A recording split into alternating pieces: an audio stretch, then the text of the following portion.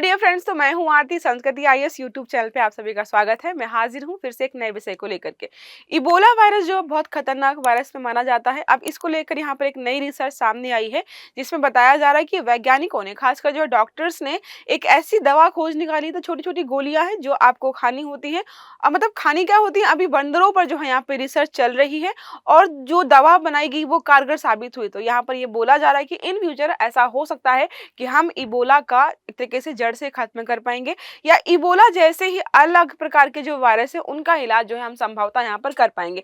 तो हम इस आर्टिकल के माध्यम से पहले पढ़ेंगे कि क्या है इबोला वायरस, ये लास्ट में देखेंगे। ठीक है, पहले देखेंगे कि किस संस्थान ने रिसर्च की है, क्या रिसर्च की है, क्या यहाँ पर जो है रिसर्च करने के बाद जो है निष्कर्ष क्या निकल करके आया है, और कैसे कैसे जो है ये दवा जो है किन किन व्यक्तियों पर या किन किन जानवरों पर जो है कैसे टेस्ट की गई है और कैसे ये काम करने वाली। ठीक है, देखिए क्या लिखा है। इबोला वायरस का काल बनेगी एक छोटी सी गोली। तो मतलब ओरली आपको जो है यहाँ पर दवाइयाँ लेनी है।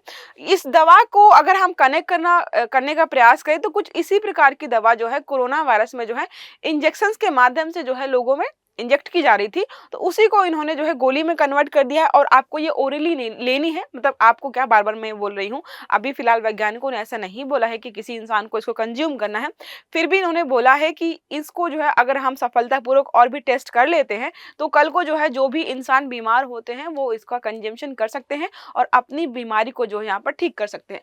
तो इबोला वायरस दुनिया के सबसे खतरनाक वायरस में माना जाता है। अब तक हजारों लोग जो है इसकी चपेट में आए हैं और मर भी गए हैं। ठीक है, एक नई एंटीवायरल यहाँ पर जो है गोली विकसित की गई जिसका बंदरों पर जो है सफलतापूर्वक परीक्षण किया गया है। अगर ये जो है इन्होंने जो दावा किया है कि ये जो हमने किया है थोड़ा सा और बेहतर करके देखते हैं, अगर सफल होता है तो इंसानों पर भी ये कारगर होने वाला है।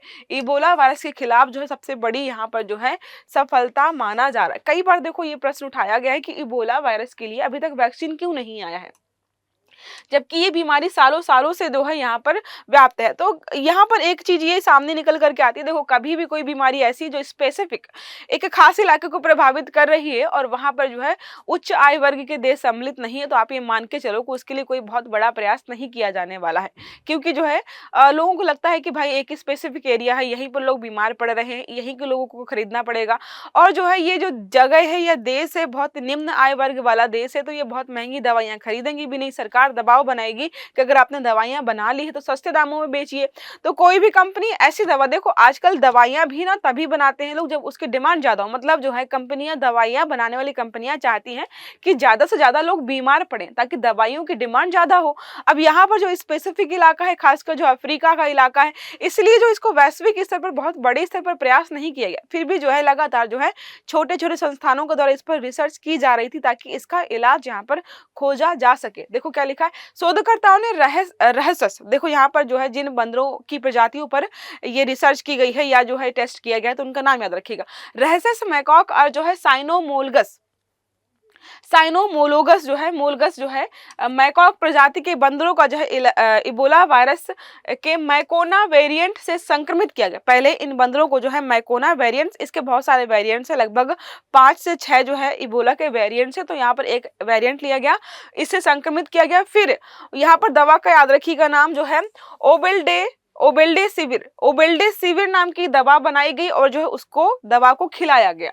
और एक इंटरेस्टिंग बात बताऊं, जो यहाँ पर एक तरह से जो वायरस इंजेक्ट किया गया था वो 30,000 गुना ज्यादा एक तरीके से खतरनाक था, जो कि इंसानों को प्रभावित कर रहा था। ताकि जो है वर्स्ट से वर्स्ट सिनेरियो में भी अगर हम इस दवा को खिलाएं तो ये ठीक होंगे कि ये नहीं ठीक होंगे, इस चीज को जानने के लिए अब परीक्षण के परिणाम क्या है। यहाँ पर जो दवा खिलाई गई जो है बंदरों को, तो 80% जो है साइनोमोलगस मैकॉप बंदर जो है बच गए। ठीक है, दूसरी प्रजाति की बात हम बाद में करेंगे। 100% रहस्यस मैकॉप बंदर जो मनुष्यों के अधिक करीब हैं पूरी तरह सुरक्षित रहे। तो जो मनुष्यों से ज्यादा सिमिलैरिटी रखते हैं वो तो 100% बच गए हैं, दूसरे वाले 80% बच गए हैं। बिना दवा वाले 3 बंदर मर गए, जिन बंदरों को दवा नहीं दी गई थी वो 3 बंदर मर गए। ये परीक्षण बहुत महत्वपूर्ण है क्योंकि देखो मोस्ट इंपॉर्टेंट है, बंदरों को इंसानों के लिए घातक माने जाने वाली खुराक से 30,000 गुना अधिक वायरस दिया गया था फिर भी जो है गोली ने उन्हें बचा लिया। इसका मतलब जो वायरस है उसको और ज़्यादा शक्तिशाली बनाकर जो है इंजेक्ट किया गया था। ऐसे एक्सपेरिमेंट करते रहते हैं, कल को जो है क्या हो जाता है, अगर ये वायरस इन्होंने जो बनाकर इंजेक्ट किया था इतना शक्तिशाली, इस पर दवा काम नहीं करती और जो है ये और तेजी से फैलना शुरू होता, तो समझिए फिर जो है साइड इफेक्ट्स क्या होते। ऐसा ही कोरोना के बारे में कहा जाता है कि लैब में ही बनाया गया था, चाइना के लैब में बना था और जो है वो कैसे भी करके जो है वो लैब से बाहर आ गया और फिर उसके परिणाम तो हम सबको पता है। नई दवा जो है ओबेल्डेसिविर के बारे में बात करते हैं कि क्या है, अमेरिका की यूनिवर्सिटी है एक, और university of Texas medical branch के वायरोलॉजिस्ट हैं जिनका नाम है थॉमस गिसबर्ट, और जो है उनके साथ में सम्मिलित है उनकी टीम सारी, उन्होंने जो है इस दवा को बनाया है। यह जो है रेमडेसिविर जो है कोरोना के टाइम में आप बहुत सुना होगा आपने, का ओरल वर्जन है जिसे पहले कोविड-19 के इलाज के लिए जो है इस्तेमाल किया गया था। तो रेमडेसिविर जो है कोरोना के टाइम जो इस्तेमाल की गई थी इंजेक्ट करके, अब उसको जो है यहाँ पर ओरल दवा के रूप में इस्तेमाल किया जा रहा है। कैसे काम करती है ये दवा, शरीर में जाकर, देखो इसके पहले भी यही हो रहा था कि जब भी इबोला फैलता था तो इबोला को जड़ से खत्म करने का यहाँ पर कोई दवा नहीं थी, तो इबोला के जो सिम्टम्स थे उसको कंट्रोल किया जा रहा था। जैसे एड्स में क्या होता है, एड्स जो है आप जड़ से नहीं खत्म कर सकते हो, हाँ, लेकिन एड्स के जो भी सिम्टम्स है, जो प्रभाव है उसको खत्म करते हैं कि बुखार आ रहा है दवाई खिलाओ बुखार ना आए, खांसी आ रही है दवाई खिलाओ खांसी ज्यादा ना बढ़े, मतलब जो है इसके सिम्टम्स जो है वो वर्स्ट ना हो जाए कि इंसान मर जाए। तो इसके पहले भी ऐसा ही किया जा रहा था। तो दवा भी क्या करी, दवा क्या करी यहाँ पर जो है इबोला वायरस की ग्रोथ को रोक देती है। इसका मतलब है अगर इबोला वायरस के जो है मान लीजिए ऐसे ही समझ लीजिए कि 100 वायरस वहां पर मस्त नाच कूद रहे थे बॉडी में, अब जो है दवा खाने के बाद ये 100 के 100 रहेंगे या कम हो जाएंगे, लेकिन 100 से 200 नहीं होंगे। अब बीमार जब ज्यादा होता है व्यक्ति तो वायरस की संख्या जो है आपकी बॉडी में बढ़ना शुरू हो जाती है, तो ये जो है संख्या या ग्रोथ को जो है रोक देता है, वायरस को कॉपी होने से भी रोकता है ताकि जो है ये इनकी संख्या ना बढ़े, संक्रमण जो है इससे फैलना बंद हो जाता है। लेकिन जो संक्रमण है अभी उसको यहाँ पर जो है उसके लिए अलग से इलाज होता है। रोग प्रतिरोधकता क्षमता जो हमारी होती है, इम्यूनिटी जो हमारी होती है मजबूत करती है ये दवा, साथ में जो है सूजन को भी कम कर देते। तो कुछ इस प्रकार से ये दवा जो आपकी बॉडी पर काम करने वाली है।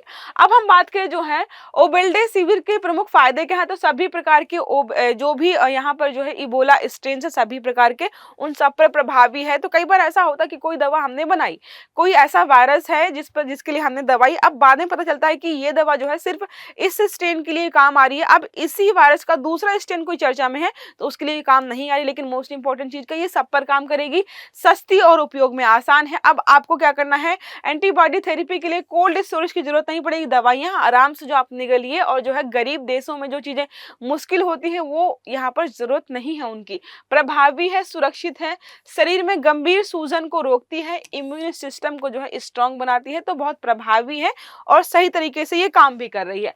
गरीब देशों में कारगर हो सकती है ये दवा। अब देखो मैंने आपको बताया था कि ये जो बीमारी फैल रही है गरीब देशों में फैल रही है, तो आप गरीब देशों के लिए जो आप इंजेक्शन देखो, अगर आप कैलकुलेट करें तो एक जो है टैबलेट और जो है एक इंजेक्शन, दोनों में हमें पता है कि टैबलेट जो है या गोली जो है ज्यादा सस्ती होती है, तो यहाँ पर इसीलिए ऐसा बनाया गया भाई गरीब देश जो है अफोर्ड कर पाए। इबोला वायरस जो है अफ्रीका के सहारा या उत्तरी क्षेत्र में जो है सबसे ज्यादा फैलता है, यहाँ स्वास्थ्य सुविधाएं सीमित हैं ऑलरेडी, इसलिए महंगी और जटिल एंटीबॉडी थेरेपी कारगर नहीं होती है क्योंकि ये अफोर्ड ही नहीं कर पाते हैं। अब ये जो गोली इन्होंने बनाई है बहुत सस्ती है और कोल्ड स्टोरेज में रखने की आवश्यकता नहीं है। इन जिन देशों में भी जो है इबोला फैला हुआ है वहां पर हम तेजी से कंट्रोल कर पाएंगे। अगर अब यहाँ पे बात करें कि इबोला वायरस क्या है, अब इतनी देर से इबोला इबोला इबोला पढ़ रहे तो वायरस से हमें पता चला कि हाँ ठीक है कोई वायरस है। अब फैलता कैसे है, तो जितने भी ज्यादातर हमने वायरस पढ़े हैं वो कैसे फैलते हैं, चमगादड़ ने कोई पका हुआ फल वगैरह कुछ भी फल खाया और वो फल आपने खाया तो आपको ये हो सकता है। देखो लिखा इबोला वायरस एक वायरल हेमोरेजिक फीवर है, ठीक है।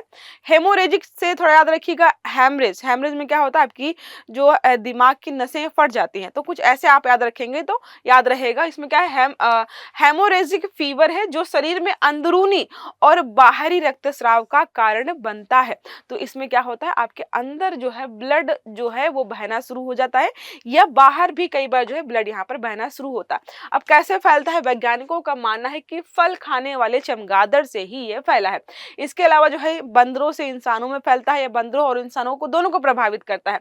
खून, लार, पसीने, अगर जो है कोई जो है जानवर है, कोई व्यक्ति जो है खासकर जो इंसानों में कैसे फैलता है कि जो इन्फेक्टेड लार्वा था या फिर जो है खून था या पसीना था, उसके संपर्क में अगर आते हो तो आपको जो है यह फैल सकता है, जैसे कि कोरोना फैल रहा था।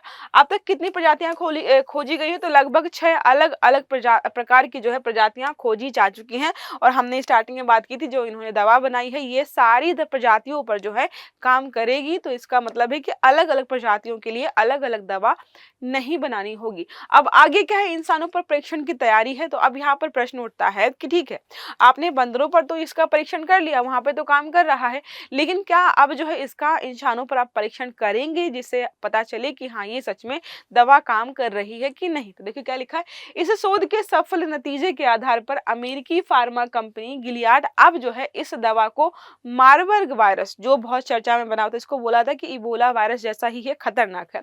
तो मार्बर्ग वायरस जो इबोला का ही करीबी रिश्तेदार है के लिए यहाँ के खिलाफ जो है फेज 2 क्लिनिकल ट्रायल में शामिल किया जाता है। क्लिनिकल ट्रायल आपको पता होगा आई थिंक क्या होता है, जब इसका उपयोग जो है मानवों पर किया जाता है तो हम बोलते हैं ये क्लिनिकल ट्रायल है, ठीक है। अगर इंसानों पर भी ये दवा उतनी ही असरदार होती है तो हमें पता है कि भाई इबोला फिर तो यहाँ पर खत्म किया जा सकता है। तो अभी जो है इसके लिए बात चल रही है कि हम टेस्टिंग तो करेंगे लेकिन इबोला पर नहीं, हम जो है मरबर्ग वायरस पर करेंगे क्योंकि उसी परिवार का ही ये वायरस है। अब ये क्या खोज इबोला को हमेशा के लिए खत्म कर देगा? तो जाहिर सी बात है अभी संशय है।